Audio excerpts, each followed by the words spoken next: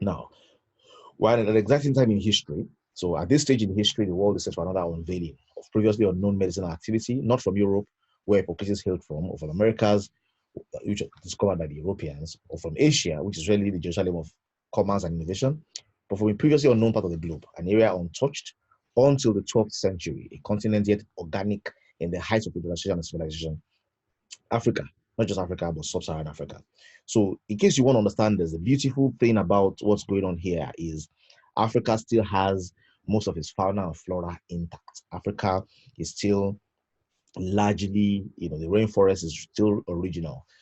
Industrialization was taking place around the world. Africa was not touched or discovered until the 12th century. So we still have our native herbs, and this is what is about to be unveiled to the world.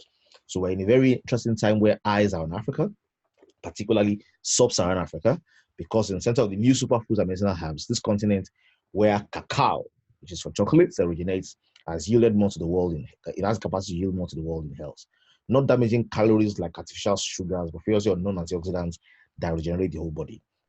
So what Africa is contributing to the general space is something beautiful in the herbal space of making sure that antioxidants, strong antioxidants, very solid nutrients that are still in their natural states, they've not been destroyed by fertilizers, not been destroyed by many things we do to increase production and modify seeds and modify end results and genetically modify things. These are still very much in their raw natural state. It's amazing. So African flora, this is a proposition that somebody is putting up here saying African flora is greater than antibiotics. And what exactly is this about? So anybody of evidence is evolving, solving health challenges previously unraveled for generations. Just like Cinchona created the victory over malaria and saved lives in generations, and penicillium created the victory over bacterial infections. This started the then new trend of medications called antibiotics. Today, it looks like we can't survive without antibiotics. The same way the solution to unresolved non-communicable diseases is evolving from sub-Saharan African fauna. And if you are like me, you are excited because not only are we going to bring solutions to Africa, we're going to bring solutions around the world. So, and we said diseases are popping up, things are happening, it's getting crazy out there. So, what exactly do we want to be doing in these times? What we want to be doing in these times is staying alive while we seek to understand.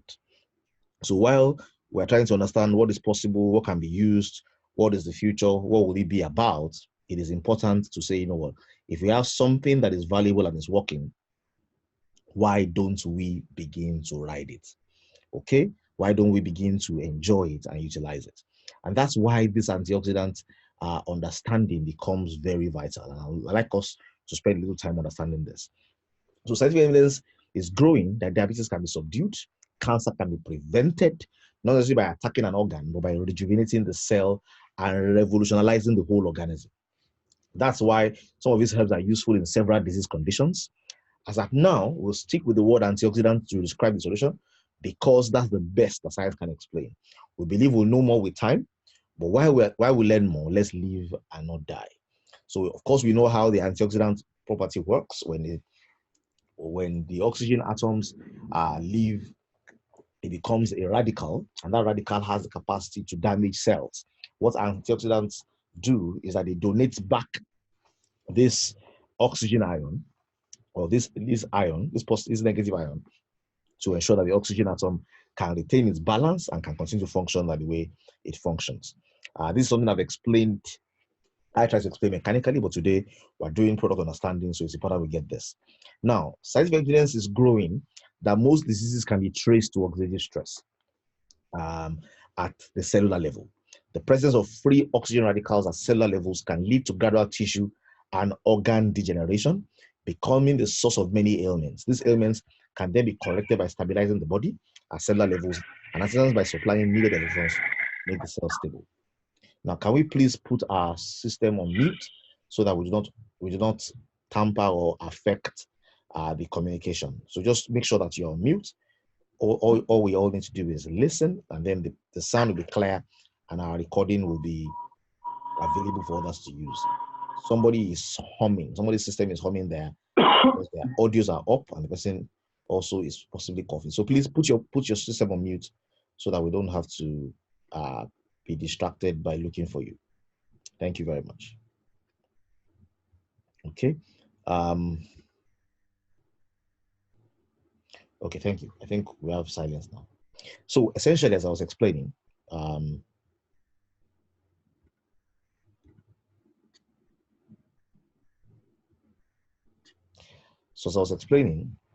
oxidative stress is something that is found at the root of many diseases. And if I can explain very quickly what exactly causes this oxidative stress, or what how does this play out? Once oxygen is like the fuel for the blood. The blood is like a transport vehicle of the body.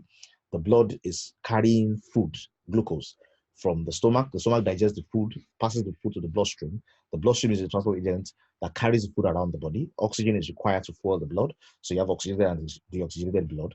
As blood is being carried around the body to deliver food across the cells, some of these oxygen atoms in the bloodstream lose some of their ions and become reactive species. As reactive species, they can damage cells. And of course, cells make up tissues make up organs make up systems, and the systems makes up the body. Now, in this damage that occurs at the cellular levels, translates to tissues, translates to organ degeneration, it becomes a source of many ailments. Because if the tissues that are being damaged are in the heart, you are susceptible to heart attack, to stroke, to high blood pressure, to atherosclerosis, to angina. If it's around the kidney, you're susceptible to chronic kidney disease, renal nephritis, etc. If it's at the skin level, you're susceptible to eczema, psoriasis, dermatitis, and cancer.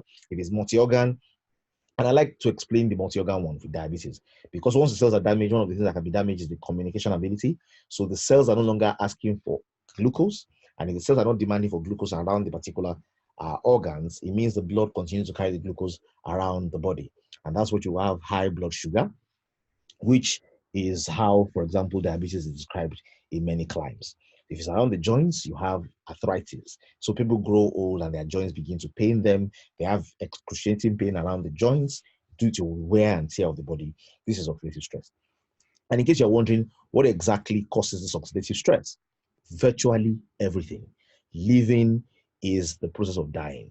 Okay, we age by being alive, and the longer we are alive for, the more we age. So drinks, fast food, exercise, not enough exercise, the air we breathe, the fumes around, the toxicity around our environment, and everything we do basically causes this oxygen atoms carrying blood in our body to lose electrons and become reactive.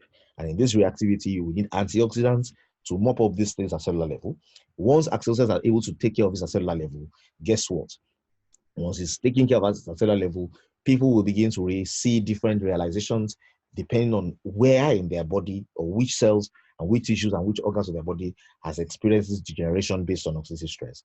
And then it leads to a variety of solutions. That's a little bit about oxidative stress. So antioxidants and nitric oxide, what science currently understands. And this is the understanding of science. So science is a new, this is new for science. And this is a way for science to explain what is going on. Because sometimes you see somebody says, this product solves this problem, this product solves this problem. A scientist is someone who looks at all of that and says, how can we solve this? What can we do about this? Okay, that's what the scientist does. What can we do about this to ensure that we can solve this? So now we'll stick to the word antioxidants to describe solution, because that's the best the science understands. And then while we're learning, let's live and not die. Okay, by ensuring that we're taking it. So Rida all the way, no excuse. While we seek more insights, it's just humane to enjoy the solutions and overcome the illnesses. What about the safety of the plants? We eat herbs every day and we don't think about the safety, like spinach, lettuce, corn. They nourish our body. We eat superfoods like moringa. We enjoy the effect. Why are we scared of the similar plants? How are we sure that they're safe? Africans have eaten them for thousands of years. What other reason? They've passed the basic safety tests. We've done toxicity tests. We've done brine shrimp tests. We've proven that they're non-toxic.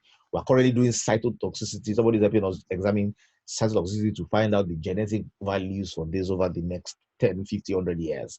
We also are doing all of those tests to say, look, herbs have been things we've always consumed in Africa.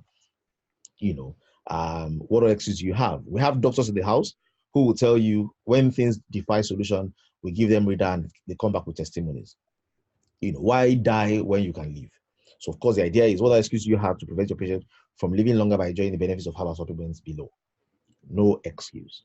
So, there are two broad paradigms, and I want to quickly explain in the time that we have. There are two broad paradigms that demonstrate the efficacy of Rida. One paradigm is around the herbal constituents, and the other paradigm is at the antioxidant NO levels, what they call nitric oxide levels. So the antioxidant effect works by a variety of ways. One of the ways understood in science is the nitric oxide donations. So we're going to share these two paradigms, and I won't kid myself that I can do all of it today. If I'm able to do all of it today, fantastic.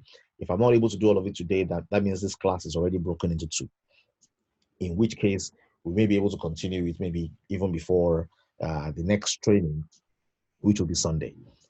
So, but let's take a stab at it. It's just so that you get a general idea of what this is about. And then I won't do too much of looking at the slides, because you can also go through the slides yourself and understand how it works. Now, in the concept of Rida, Rida has 5 key components. We have Ontaria umbellata, we have Senna alata, we have Uveria chamae, we have Cogulico pilosa, and we have Colocytus citrulus, or Citrulus colocytus. Now, don't mind, it sounds botanical. I did a little biology while I was growing up, but that's not what this is about. If you are interested in something, it fills you with excitement and passion to study it and find out more. And this is something anybody can do. You can simply take this herbal constituent, go online to Google and type uses of Ontaria umbellata, and everything I'm sharing with you today can be verified. Okay, that's because people have done research on this. We are doing research on this. We have partnerships to do research on this. And there's a body of learning that is available out there in journals on each of these herbal elements.